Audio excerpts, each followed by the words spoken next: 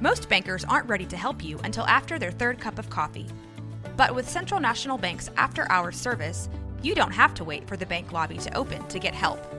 You can contact us from 6 to 8:30 in the morning or from 5 to 10 in the evening, and we'll connect you to a real, live, local person who can answer questions and fix problems 7 days a week.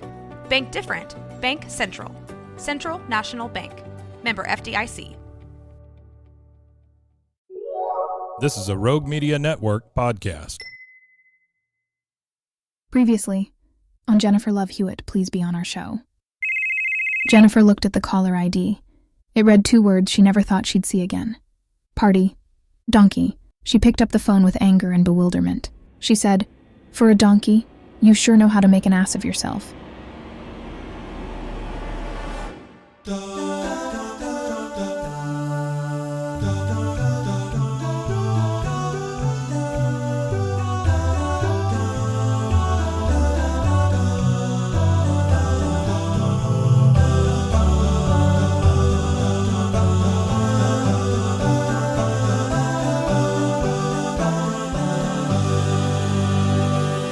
Chapter 1. A surprise call. Jennifer Love Hewitt sat in her cozy Los Angeles apartment, a steaming cup of tea in hand, when her phone rang. Glancing at the caller ID, she was surprised to see the name Party Donkey flashing on the screen. It had been months since she had last heard from him, and she couldn't help but feel a sense of trepidation as she answered the call. "Hello?" Jennifer said cautiously, her voice tinged with uncertainty. "Jennifer, it's me," came Party Donkey's voice on the other end of the line. "I need your help." Jennifer's heart skipped a beat at the sound of his voice. It had been so long since they had spoken, and the memories of their tumultuous past came flooding back with a vengeance. She had thought she had left Party Donkey and all the chaos he brought into her life behind, but now he was calling her out of the blue, asking for her help. "What do you want, Party Donkey?" Jennifer asked, her voice cold and distant. "I'm in trouble, Jennifer," Party Donkey replied, his voice tinged with desperation. "I'm stranded in Uzbekistan, and I need you to come get me." Jennifer's brow furrowed in confusion. Uzbekistan? What on earth was Party Donkey doing there? And why did he think she would drop everything to come to his rescue after everything he had put her through? "I'm sorry, Party Donkey, but I'm not interested in playing your games anymore," Jennifer said, her tone firm. "You made your bed. Now you have to lie in it." "Please, Jennifer, you have to believe me," Party Donkey pleaded. "There are dark forces at play here, forces beyond my control. I need your help to get out of this mess, and you're the only one I can trust." Jennifer's heart softened at the desperation in Party Donkey's voice. Despite everything that had happened between them, she couldn't ignore the fact that he sounded genuinely scared. And if there was one thing she couldn't stand, it was someone being in danger, especially someone she once cared about. "Fine," Jennifer said reluctantly. "I'll come get you. But this doesn't mean we're friends, Party Donkey. I'm only doing this because I don't want to see you get hurt." "Thank you, Jennifer," Party Donkey said, his voice filled with relief. "I owe you one." Chapter 2. A Journey into the Unknown. With a heavy heart, Jennifer packed her bags and prepared to embark on a journey into the unknown.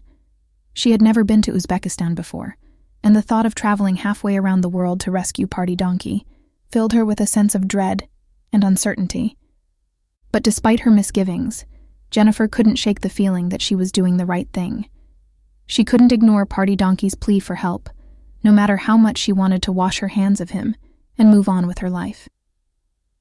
As she boarded the plane bound for Uzbekistan, Jennifer couldn't help but wonder what awaited her on the other side. Would Party Donkey be waiting for her with open arms, grateful for her help? Or would he be up to his old tricks, leading her into another dangerous situation with no way out? Only time would tell, but one thing was for certain. Jennifer Love Hewitt was not about to let Party Donkey down, no matter what it took. Chapter 3. A Reunion in the Desert. After what felt like an eternity, Jennifer's plane touched down in Uzbekistan, and she wasted no time in making her way to Party Donkey's location. Armed with nothing but a sense of determination and a burning desire to set things right, she navigated the bustling streets of Tashkent, the capital city, until she finally reached her destination, a small, rundown motel on the outskirts of town. With a sense of apprehension, Jennifer knocked on the door of Party Donkey's room and waited anxiously for him to answer. When the door swung open, she was met with a sight she never thought she would see. Party Donkey, looking haggard and worn, his eyes filled with a mixture of relief and gratitude. "Jennifer, you came," Party Donkey said, his voice tinged with emotion. "I knew I could count on you." Jennifer's heart softened at the sight of Party Donkey's distress. Despite everything that had happened between them, she couldn't help but feel a pang of sympathy for him. Whatever trouble he had gotten himself into, he was still the same Party Donkey she had once cared about, and she couldn't turn her back on him now. "I told you I would," Jennifer replied, her voice gentle. "Now tell me what's going on. Why are you here, and why do you need my help?" Party Donkey hesitated for a moment, as if gathering his thoughts. "It's a long story," he said finally. "But the short version is this. I got mixed up with some shady characters, and now they're after me. I don't know how they found me or what they want, but I'm scared, Jennifer. I need to get out of here before it's too late." Jennifer's brow furrowed in concern. She had heard stories about the dangers of getting involved with the wrong crowd in Uzbekistan, and she knew that Party Donkey was in serious trouble if what he was saying was true. "All right," Jennifer said, her voice steady. "We'll figure this out together. But first, we need to get you out of here. Do you have a plan?" Party Donkey nodded. "I have a friend who can help us," he said. "He's waiting for us at a safe house outside of town. We just need to make it there in one piece." With a sense of purpose, Jennifer and Party Donkey gathered their belongings and set out into the night, determined to navigate the treacherous streets of Tashkent and reach safety before it was too late. Chapter 4. A Narrow Escape.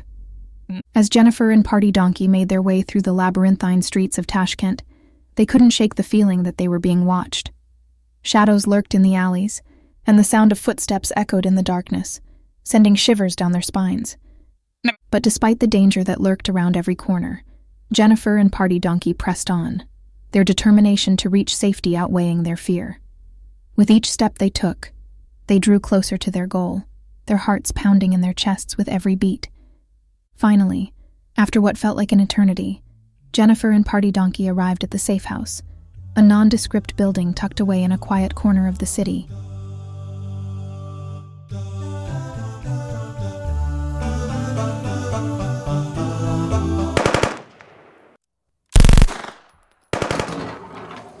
This house is no longer safe. Come with me if you want to live.